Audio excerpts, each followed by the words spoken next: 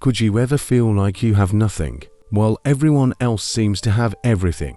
Before you complain about what you don't have, listen to this story. Life doesn't always give us everything we want, but sometimes it gives us exactly what we need. This is the story of a boy, a pair of broken shoes, and the gift of gratitude.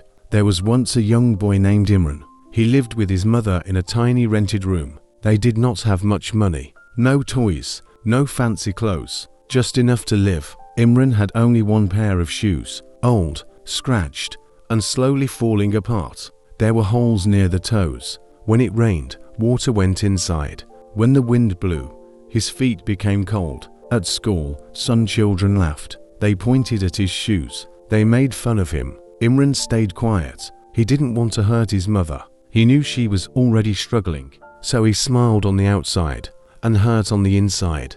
One rainy evening, his shoes became completely soaked. His feet were freezing. His heart felt heavy. He sat on a park bench and quietly cried.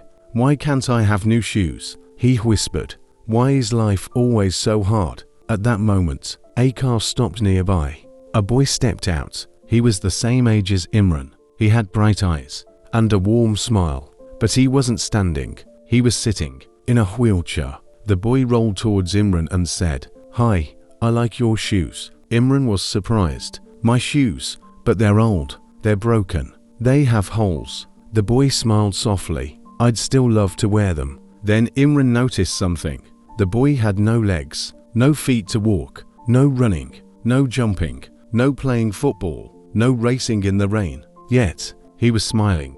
He looked at the sky and said, "Life is still beautiful, isn't it?" Everything went silent. The wind slowed, the rain softened, and Imran understood. His shoes had holes, but his life did not. He could walk, he could run, he could play, he could chase dreams, something the other boy might wish for every single day. Tears filled Imran's eyes, but this time, they were tears of gratitude. He whispered, "Thank you, God."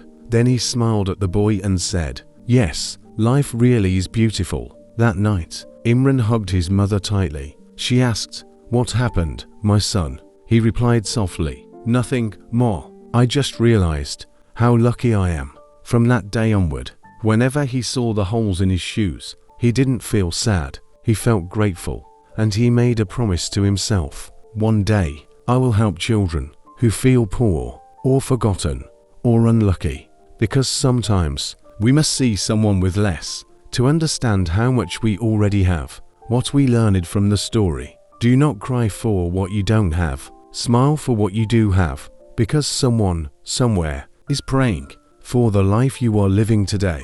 Gratitude doesn't change the world outside. It changes the world inside your heart.